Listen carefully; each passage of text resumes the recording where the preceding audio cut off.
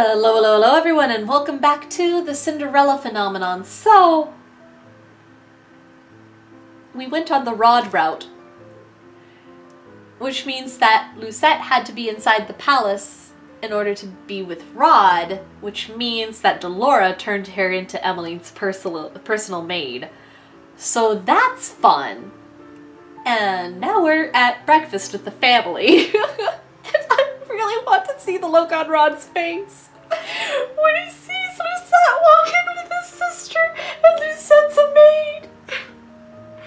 Oh, what happens if she meets Fritz? This is going to be fun. Okay. Good morning. Good morning. It seems that you have met your personal maid. The king's eyes widen as soon as he spots me. You look familiar. Aren't you that street urchin I gave all that money to? Does he recognize me? I feel a little tremble in my heart as I consider that hope. Are you not the girl who came to the gates before, who I gave all that money? Yes, did you make it back home all right? I deflate with a soundless sigh. Ugh. He remembers me as the peasant. This is the first time I am meeting you as Emmeline's personal maid. What is your name? Lucette. That is a lovely name. That's a great name. You know what? If I ever have another daughter, I'm gonna name her Lucette. That's a great name. That's gonna go right on the baby wall there. We're glad to have you here, Lucette. The king gives me a warm smile. The softness of his gaze makes me angry. He never treated me so kindly when he remembered me as his own daughter.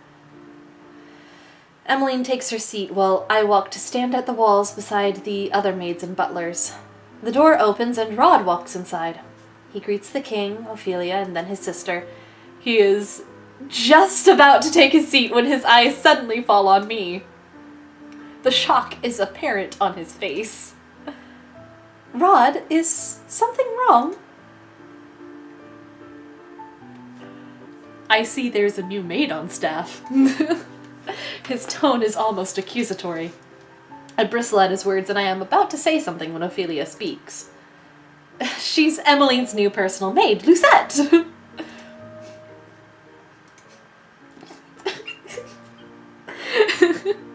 Rod stares at me for a few moments, his expression unreadable. Eventually he just moves to take his seat. He's just like, I'm so done with you. I have rebuffed you enough times. Go away! I stand silent and watch the royal family eat their breakfast. The small area is filled with happy conversation. The four of them smile at each other when they speak, and it is easy to see how comfortable they all are with one another. When I was still here, our meals were always so quiet, but everyone looks so happy now. I bite my lip to will the heavy feeling away. Rod told me that before, but I did not want to believe him.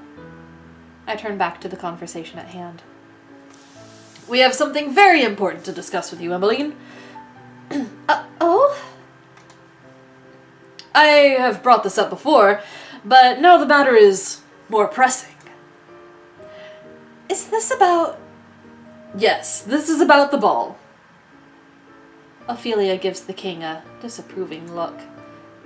Dear... I know it seems a strange proposition, but this is royal tradition. Emmeline is at a suitable marrying age, and this ball may yet help her find a suitor. But a husband... Emmeline's cheeks are tinted pink. A royal ball for Emmeline? For her to find a husband? I would have never agreed to such a thing. The king never forced me into one because he knew that. I will not force you to marry someone you do not love, Emmeline. We agreed on this ball to uphold tradition. All eligible bachelors will be invited in 4 months' time, and you will choose the man you want to court you. I did find my true love through a ball, after all. He glances at Ophelia, who responds with a fond smile. Her expressions fall back into something more worried when she looks at her daughter. But what if I can't choose anyone? We will throw one ball, as per tradition. We will not force you into another ball if you do not find a good suitor, but we must uphold tradition at least once. Perhaps this will push you into thinking more about the future. I will not put any added pressure on you, Evaligne, but I would be happy to see grandchildren before I have to give up my throne. I'm not getting any younger, you know. My biological clock is ticking like this. Father! I can tell that the king is trying to make light of the situation, but there is an undertone of seriousness. Evaligne eventually sighs, then slowly nods. I understand.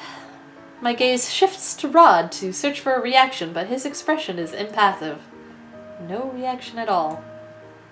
Did he know this was going to happen? But can I really be the princess the kingdom of Angielle deserves? I feel so unprepared.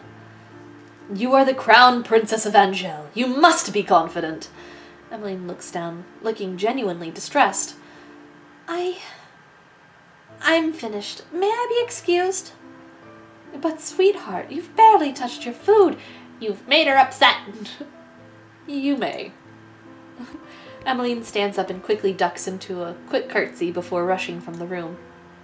I do not move until I feel Rod's glare on me. I realize I am meant to follow Evaligne. Excuse me. I curtsy and follow after Evaligne. I barely make it a few steps away from the dining hall before the door flies open and Rod is rushing after me. What are you doing here? Answer him. I am here to break my curse. You expect me to believe that when you had people offering to help you at the march-in? Rod's expression changes, anger clear in his eyes. No, I know why you're really here. What are you talking about? You thought you might take back what is rightfully yours, didn't you? You have no qualms about hurting my family again. I stare at him, nonplussed by his accusations. I carefully quelled the simmering anger inside of me. The last thing I want is to be fired before I break my curse. I am not here to hurt anyone, so stop accusing me of such things. We glare at each other in silence. Okay, that was apparently the right choice? I had always thought that Rod was closed off and quiet, but his emotions are always blazing in his eyes. You shouldn't be here. Rod steps back, but his gaze is still fierce. I do not have time for this. I'm going to find Evaligne. Why? So you can insult her? No, because it is now my job to attend to her. Excuse me. Taking her job more seriously than I expected, but the last place I expect to find Evaligne is in the throne room. Much to my surprise, I find her standing alone inside, staring up at the throne. Oh! When she turns to face me, she has a guilty expression on her face. I'm sorry. What is she apologizing for?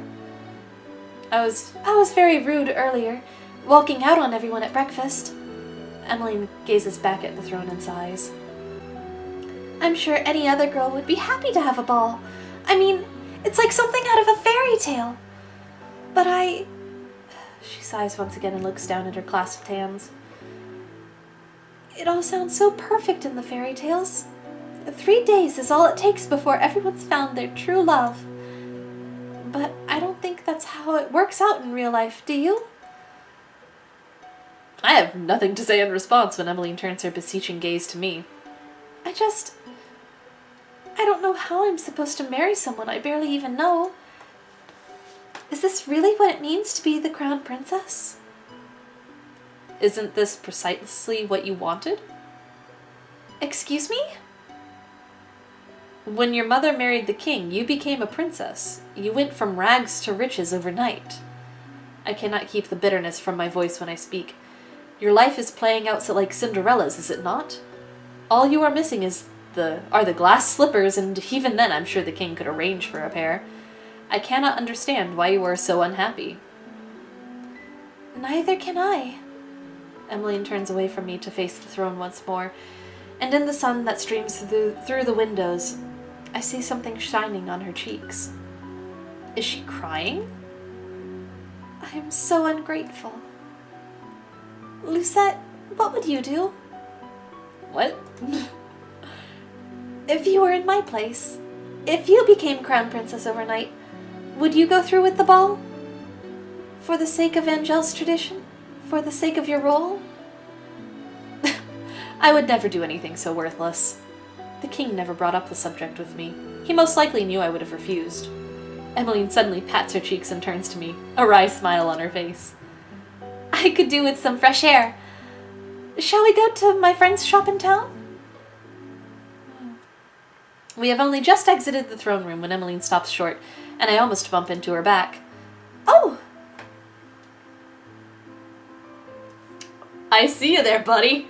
Your Highness, what a pleasant surprise. Mithras abruptly stops to stare at me.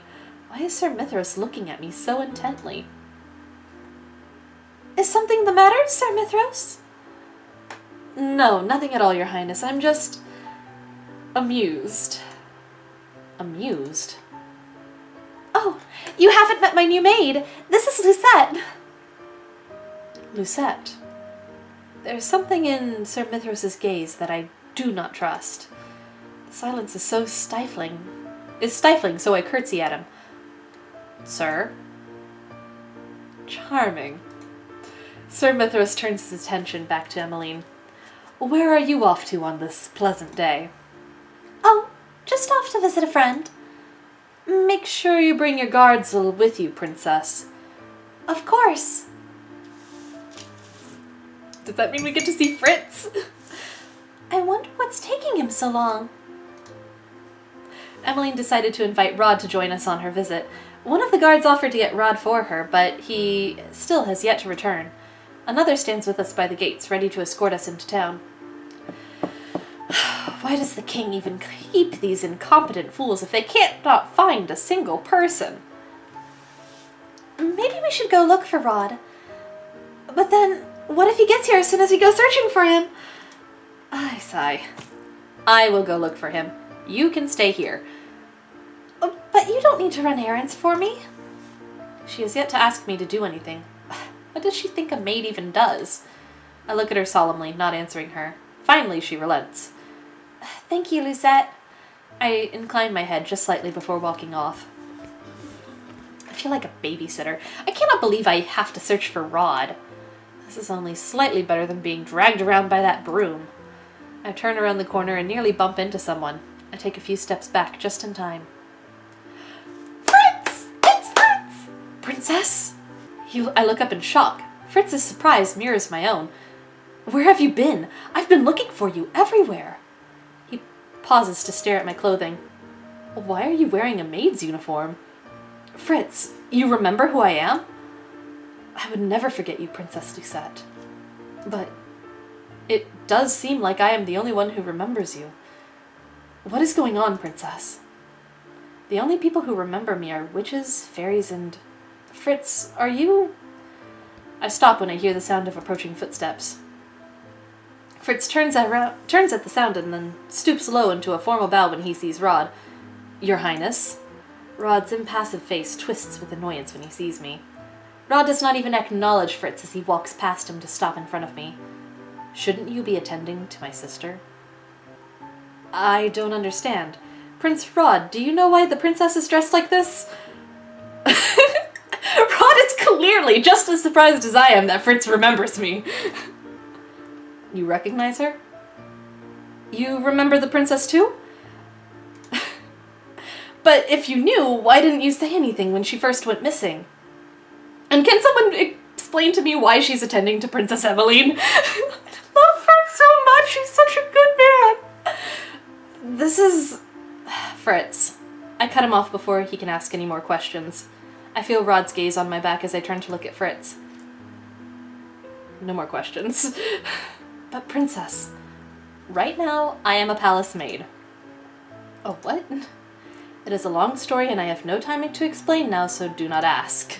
Fritz is clearly discontent. He seems to struggle for a few moments before he finally sighs and nods. Yes, Your Highness. It is nice to hear someone here speak by title. It will not do if Fritz calls me that on accident. It is just Lucette for now. But I turn to face Rod. Evaligne is waiting. What? The guard could not even deliver her message? Where are you going? Evaligne wants to visit her friend's shop in town, and she wants you to go there with us, Rod. town. Ordinarily, I would not mind Fritz joining us, but right now he might just be unnecessary company. He may very well give me away.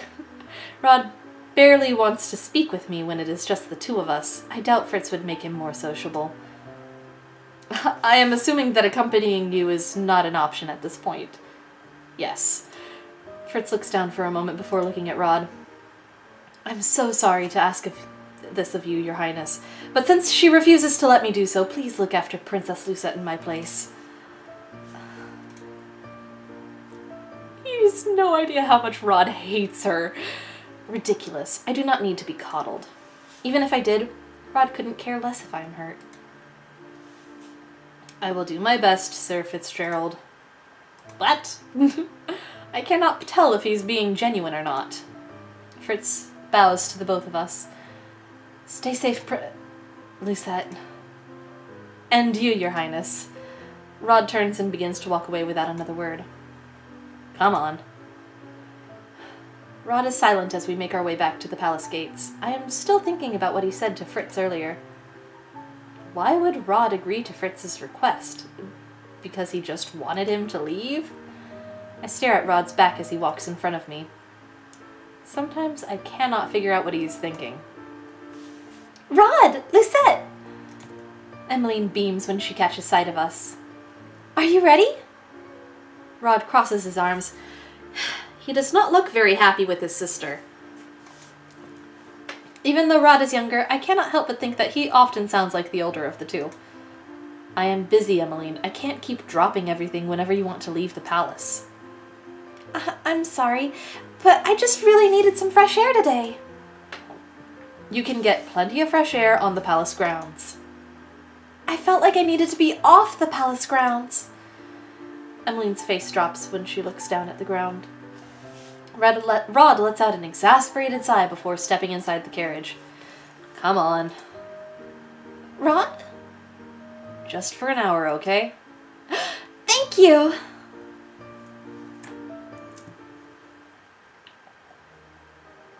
I soon come to realize that it is easier to walk around town now that everyone has forgotten who I am. The atmosphere around town feels brighter. All the spiteful stares are gone. Princess Emmeline! Oh, how are you doing? Is your wife feeling better? Emmeline has responded to most of the people who know her. She seems to know a good majority of the people in town. I hang back as Emmeline speaks with the man. The night escort hovers somewhere nearby, watching for disturbances. We're going to take longer than an hour if she continues like this. I'm not going to rush her. Don't you need to return to the palace to continue whatever work it is that you're doing? Rod raises an eyebrow at me. I do have to get back to my studies, but my family always comes first.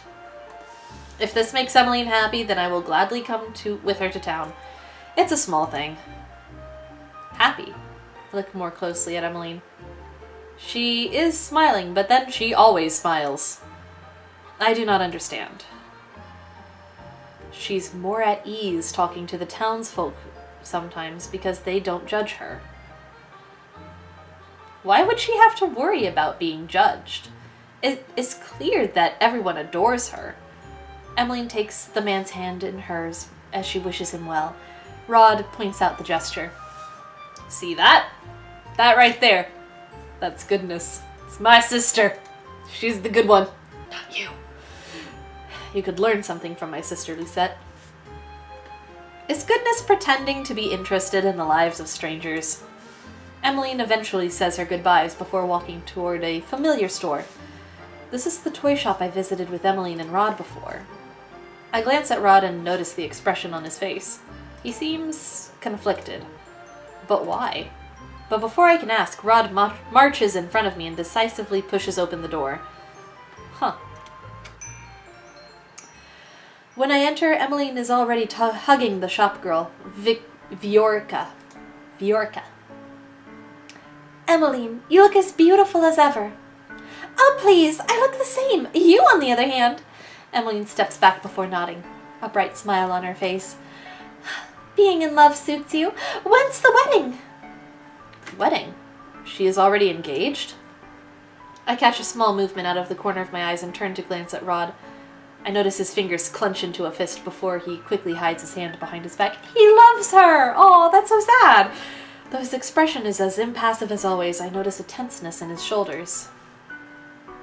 Desamond and I haven't set a date yet, but it should be soon. Would you...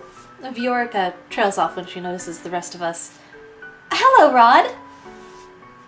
Viorica. His tone is surprisingly static. Last time he was here, I was sure he sounded friendlier.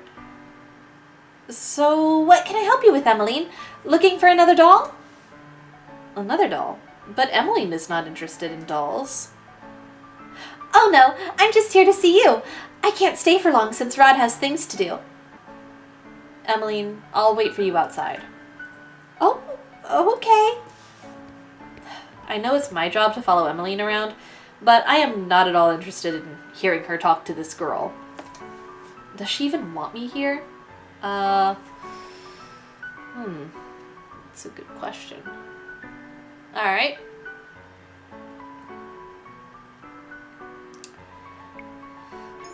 Because this is the Rod route, and I'm trying to get a good Rod ending. Would he prefer me go out and talk to him, or would he prefer me attend to my duties and stay with Evaligne? Anyways, we will answer that question in the next episode. So thank you all for watching, and I'll see you then. So, bye-bye!